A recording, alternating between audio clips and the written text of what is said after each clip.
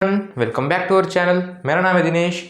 पिछले क्लासेस में हमने देखा था कि थ्री डोमेन सिस्टम क्या है, कैसे क्लासीफाई किया गया था, किसने क्लासीफाई किया था और ऐसे ही कुछ टर्म्स देखे थे। आज की इस क्लास में देखने वाले हैं टैक्सोनॉमी के कुछ टाइप्स हैं वो हम देखने वाले और कुछ बेसिक टर्म्स जो कि आपके सिलेबस में है वो देखने वाले हैं। टैक्सोनॉमी है उसके दो टाइप्स है, एक्चुअली तीन टाइप है। एक साइटो टैक्सोनॉमी करके आती है और उस फर्दर और टैक्सोनॉमीज है, लेकिन आपके सिलेबस में सिर्फ दो ही है, केमो टैक्सोनॉमी और न्यूमेरिकल टैक्सोनॉमी। केमो टैक्सोनॉमी का मतलब आप शायद नाम से ही थोड़ा बहुत अंदाजा लगा सकते हैं कि केमिकल कंपोजिशन पे बेस्ड है। केमिकल कंपोजिशन क्या होता है सेल्स का, उसके बेसिस पे ये क्या केमो टैक्सोनॉमी जो है वो की जाती है। जैसे कि हम अगर एग्जांपल ले तो आर्चीबैक्टीरिया, मैंने आपको पिछले क्लास में बताया था कि आर्चीबैक्टीरिया क्या है। These are differentiated from bacteria, मतलब आर्चीबैक्टीरिया कैसे बैक्टीरिया से डिफरेंशिएट है, उसका जो बेसिस है वो है पेप्टिडोग्लाइकेन। एक्चुअली ये एक ही बेसिस है, और भी बेसिस थे जिनकी वजह से आर्चीबैक्टीरिया को डिफरेंशिएट किया गया था।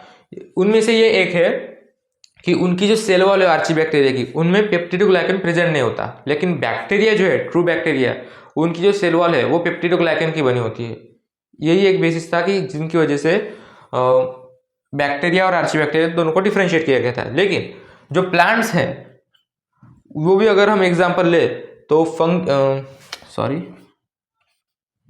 ठीक है, फंगी और प्लांट्स, ये दो जो किंगडम्स है वो सेपरेट इसकी बेसिस पे किए। ये एक बेसिस था कि उनकी सेल वॉल जो है, फंगी की जो सेल वॉल है वो थी काइटिनस की। काइटिन ये एक कंपाउंड है जो कि एक यूनिट है फंगी की सेल वॉल का। और प्लांट्स जो है उसकी सेल वॉल का यूनिट है सेलुलोज। सेलुलोज से बनी होती है प्लांट की सेल वॉल। और फंगी जो है उनकी जो सेल वॉल है वो होती है चिटिनस की। काइटिन या चिटिनस आपके प्रोनाउंसिएशन पे वो डिपेंड करता है। ठीक है, हमने केमियो टैक्सोनॉमी देख ली। अब आते हैं न्यूमेरिकल टैक्सोनॉमी। ये एक्चुअली कंप्यूटर बेस्ड टैक्सोनॉमी है जिसमें सारे कैरेक्टर्स को इक्वल इंपॉर्टेंस देके स्टडी किया जाता है, ना कि किसी एक कैरेक्टर्स को ज़्यादा इंपॉर्टेंस देखे। अगर हम क्लासिफिकेशन में जब किसी रिप्रोडक्टिव कैरेक्टर्स को ज़्यादा इंपॉर्टेंस देते हैं, ऐसे ना करते हुए सारे कैरेक्टर्स को इक्वल इंपॉर्टेंस देके ये क्लासिफिकेशन किया जाता है। ठीक है, तो ऐसे करके हमने ये दो टैक्सोनॉमी के टॉपिक्स देख लिए थे, टाइप्स देख लिए थे। और नेक्स्ट आता है क्लैडोग्राफ।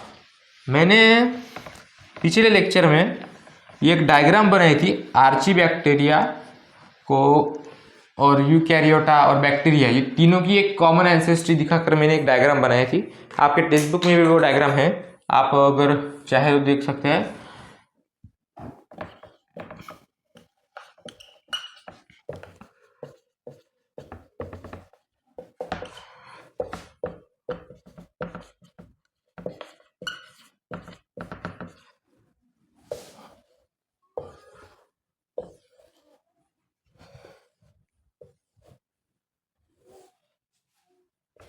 ऐसे करके एक डायग्राम होगी आपके यहाँ पे, ठीक है।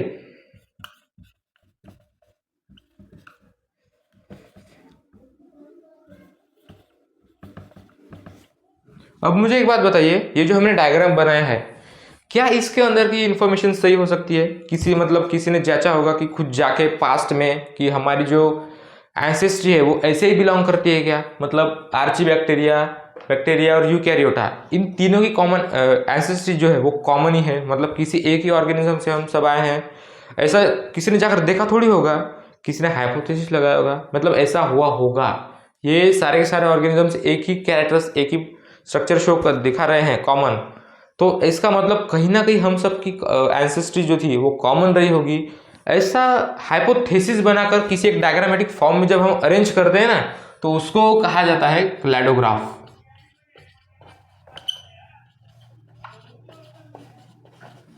It's actually hypothetical structure. जो हमारी पुरानी इंफॉर्मेशन है उसके बेसिस पे हम एक डायग्रामेटिक स्ट्रक्चर बनाते हैं। यही कुछ क्लैडोग्राफ में होता है, ज़्यादा मतलब उतना ही है नहीं, इंपॉर्टेंट है नहीं, ठीक है।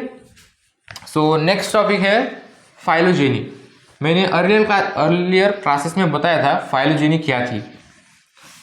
आपको शायद याद होगा मैंने इवोल्यूशनरी रिलेशनशिप के बारे में बताया था। मतलब मंकीज जो है, मंकीज हमसे कैसे रिलेटेड है, चिंपांजीज कैसे रिलेटेड है, गोरिल्लास कैसे रिलेटेड है, इन सब से हमारा रिलेशन क्या है इवोल्यूशन के दौरान। जैसे कि हमारी कॉमन एंसेस्ट्री, मैंने अभी बताया कॉमन एंसेस्ट्री। इस फाइलोजेनी का मतलब ही होता है इवोल्यूशनरी हिस्ट्री या फिर इवोल्यूशनरी रिलेशनशिप कह लो।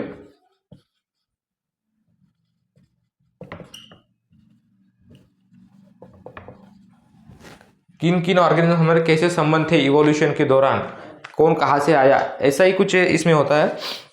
अब लेट सपोज हम सब के लेट सपोज के, हाँ ये तो मतलब एक फैक्ट है, हम सब जो है वो किसी मंकी लाइक ऑर्गेनिज्म से इवॉल्व होकर आए हैं। लेकिन ह्यूमंस ही आए होंगे क्या? ह्यूमंस के जैसे कुछ और भी ऑर्गेनिजम्स आएंगे, मतलब आज के ज़माने के जो बंदर है वो भी उन्हीं से इवॉल्व हुए होंगे। चिंपांजीज जो है, ओरेंगुटान, गोरिल्लाज, ऐसे जो मंकी लाइक ऑर्गेनिजम्स है ये भी तो उन्हीं मंकी लाइक ऑर्गेनिज्म से इवॉल्व होकर आए होंगे।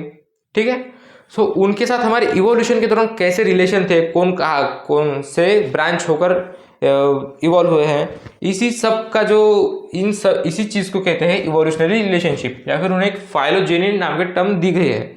फाइलोजेनी के बेसिस पर ही कुछ क्लासिफिकेशन दिए गए थे, जैसे कि 5 किंगडम क्लासिफिकेशन हो गया, 3 डोमेन क्लासिफिकेशन हो गया।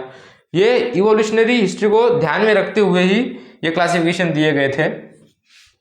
This is an basis of 5 kingdom classification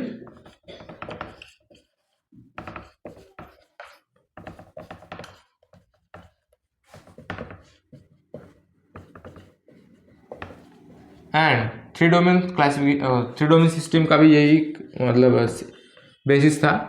इसी के बेसिस पे क्लासिफिकेशन दिए गए थे। ठीक है, सो आई होप आपको फाइलोजेनी भी समझ में आ गई होगी। आप चाहे लिखना चाहे तो लिख सकते हैं। ठीक है, स्क्रीनशॉट ले लिए। So next topic is DNA barcoding. ये डीएनए बारकोडिंग में होता क्या है एक्चुअली, जो डीएनए का आप सब जानते ही होंगे कि डीएनए में ना नाइट्रोजनस बेसिस होते हैं। ठीक है, सारे के सारे नाइट्रोजनस बेसिस का जो सीक्वेंस है उन सीक्वेंस को एज इट इज कॉपी किया जाता है। पूरे उसका डीएनए का जो जीनोम है उसका सीक्वेंस है उसको कॉपी किया जाता है। उसी को कहते हैं डीएनए बारकोडिंग। इसमें कुछ स्टेप्स इन्वॉल्व रहते हैं, जैसे कि किसी कोई अगर अननोन सैंपल है, स्पेसीज है, उसका अगर हमें पता लगाना है कि इसके साथ ये मैच करता है, किस जीनस का है, तो उसके लिए ये बहुत यूजफुल होता है। ये एक नई प्रोसेस है आइडेंटिफिकेशन की फॉर एनी स्पेसीज।